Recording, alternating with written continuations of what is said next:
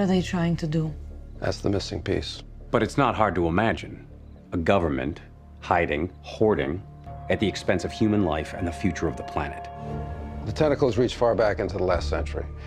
But it wasn't until victories in Europe and Japan and the onset of the Cold War that political and economic conditions became perfect for actual execution. A conspiracy bigger and more secret than the Manhattan Project. Why do such a thing and lie about it? Our own government. Your own government lies as a matter of course, as a matter of policy. The Tuskegee experiments on black men in the 30s, Henrietta Lacks. Driven not only by corporate greed, but a darker objective. The takeover of America. And then the world itself, by any means necessary, however violent, or cruel, or efficient.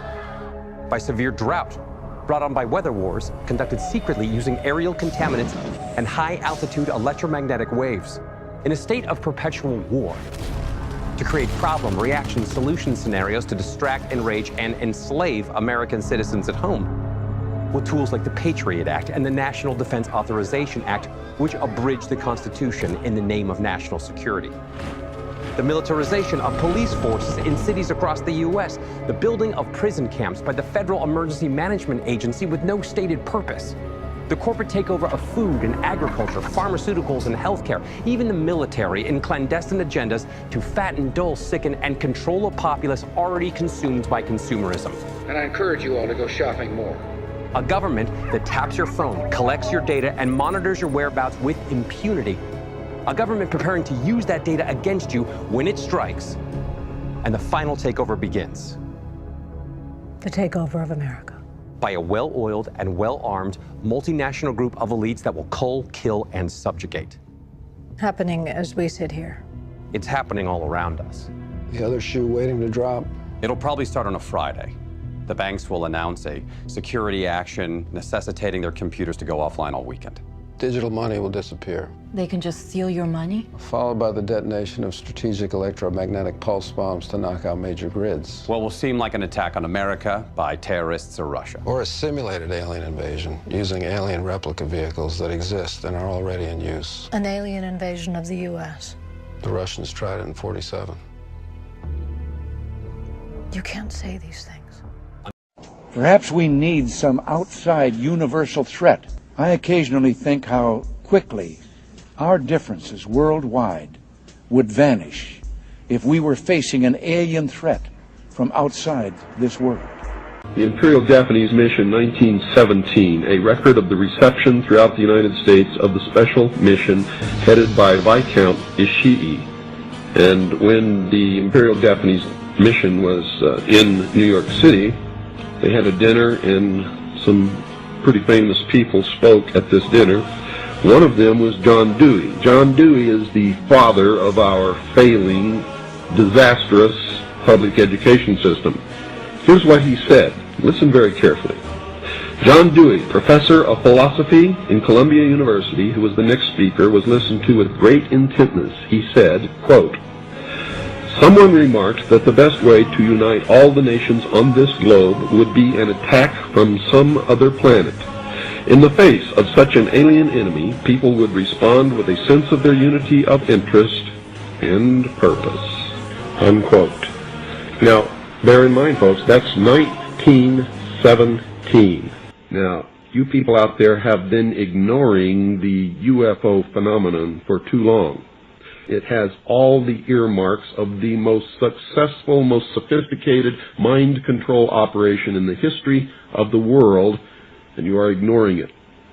What better way to implement a plan to bring about a one-world government than to create the possibility in the minds of the people of the world that we are being threatened from some other species, from some other planet, and do it in a way that if anybody questions it or challenged it or wants to talk about it publicly, that they are ridiculed.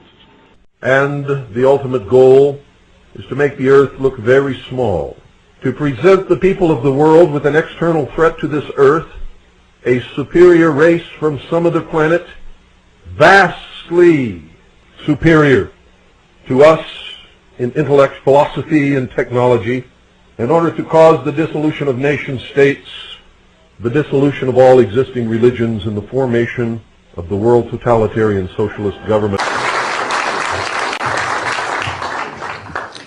Good morning. My name is Carol Rosen. In 1974, after being a sixth grade school teacher, I was introduced to the late Dr. Wernher von Braun, in the U.S. the father of rocketry. In my first meeting with him, during that first 3.5 hours, he said to me, "Carol, you will stop the weaponization of space." And I said, teachers don't stop until June. He said, "No, you have to understand. This is February, and we have to prevent the weaponization of space because there is a lie being told to everyone that the weaponization of space is now first being based upon the evil empire, the Russians. There are many enemies," he said, "against whom we're going to build this space-based weapon system. The first of whom was the Russians, which was existing at that time. Then there would be terrorists. Then there would be third world countries. Now we call them rogue nations or nations of concern. Then there would be asteroids." And then he would repeat to me over and over, "And the last card, the last card, the last card would be the extraterrestrial threat."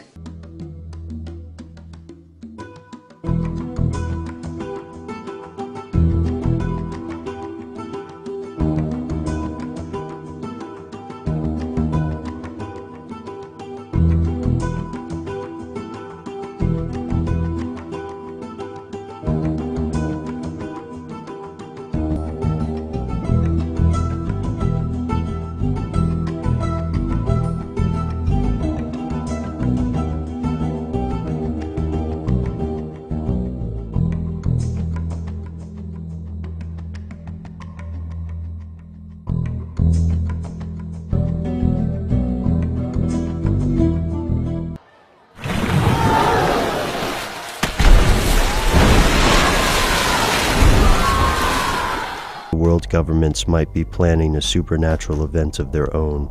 Here's where it gets crazy.